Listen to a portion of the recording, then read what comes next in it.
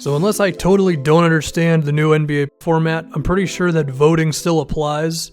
And even if the 5 players I pick here and then the 5 players I pick for the West video aren't going to be facing each other because they're the whole new team captain thing, I think these would be the pool of players that they'd have to select from for the starters, or at least something like that.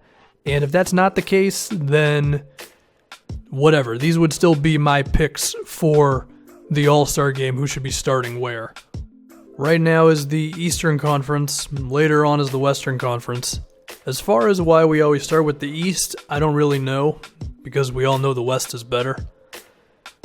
But here we are. There are 3 names in the Eastern Conference, which I'm pretty sure no one is going to debate. That being Kyrie Irving for one of the guard spots, LeBron James and Giannis for both of the forward spots. Now we have one more front court position, and we have one more guard spot. Now for the guards, typically you could just pencil in John Wall for this one, but John Wall is, well, to be honest, just not having as good of a season as you would want him to. I think a lot of that is because of his injury. He's missed time. I think Kyrie Irving has played like over 35 games this season, and John Wall's in the 20s. Yeah, Kyrie has played 37 games, and John Wall's played 25. I mean, a 12-game difference is pretty significant. And when you look at another point guard like Kyle Lowry, I mean, one year we had Lowry and Wall starting. Lowry just hasn't been as good this season. He really struggled with his shot out of the gate. He had a tough time adjusting to the Raptors' new pass-heavy offense. Pass-heavy, quote-unquote, because they're still towards the bottom of the league in passes per game, but it's an improvement for them nonetheless. So when we look at that guard position, I think you're looking at DeMar DeRozan and then Victor Oladipo as the 2 names. Bradley Beal, I think, has been a little lower than those 2, so I can't really put him in that discussion. So between DeRozan and Oladipo, well, let me mention Kemba Walker as well. I think for as much as Kemba does for the Hornets, he still has to be penalized for how bad they've been. On top of his efficiency has gone down a little bit from last season, and he's looked a little more normal, I guess. So anyway, Oladipo versus DeRozan for the other guard position. Well, when we talk about just their stats, the only thing that I guess is a drastic disparity for them is Oladipo is shooting way better from 3, but DeRozan makes up for that with his free throws, and, you know, of course, DeRozan's just great from scoring inside. So I don't think you can look at the stats of either one of these guys and really pick a winner. Now, Oladipo is hurt at the moment, and depending on how long he's going to be out, because he's just missed the last 2 games, that could be the deciding factor here. But when we're just looking at the seasons they've had, I think I would maybe pick Oladipo, to be honest with you, because with Oladipo, the expectation for the Pacers was so low, and they're currently the 8th best offensive team in the league, and he's the heart of that thing. So if we're going by degree of difficulty, then he definitely wins in that department.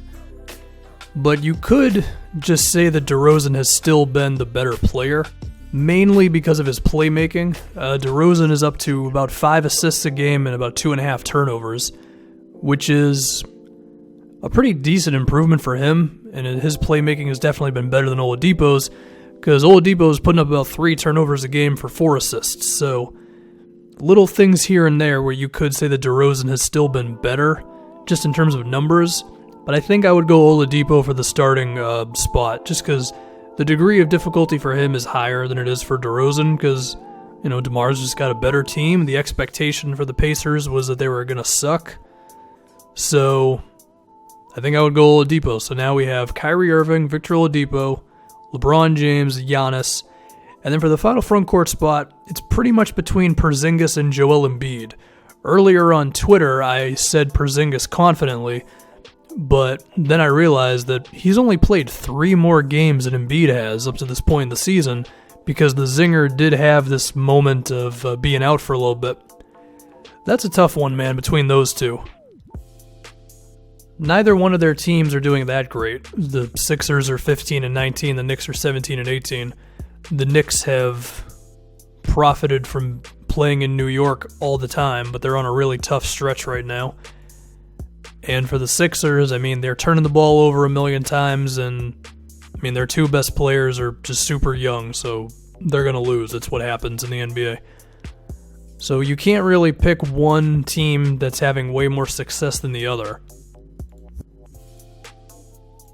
And I can't even act like one team should be better than the other, because with Philadelphia you have maybe more talent just because of Simmons and Embiid, but they're both really young. Whereas the Knicks might not be as talented at the top, but they have way more veterans. You know, they have Courtney Lee, Lance Thomas, Kyle O'Quinn. So they have more guys who can kind of help them win right now.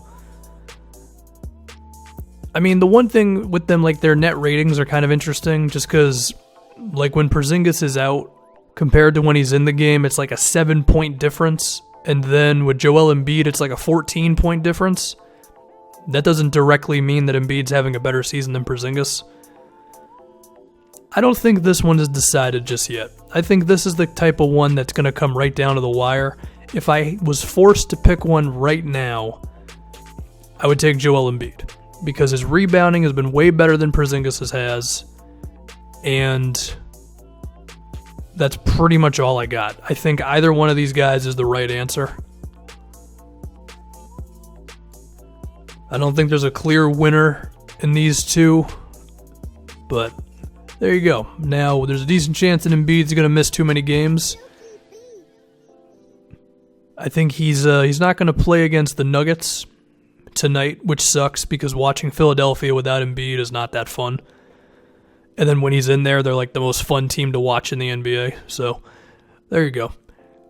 So there's your East starters, in my opinion. Kyrie Irving, Victor Oladipo, LeBron, Giannis, and then Joel Embiid.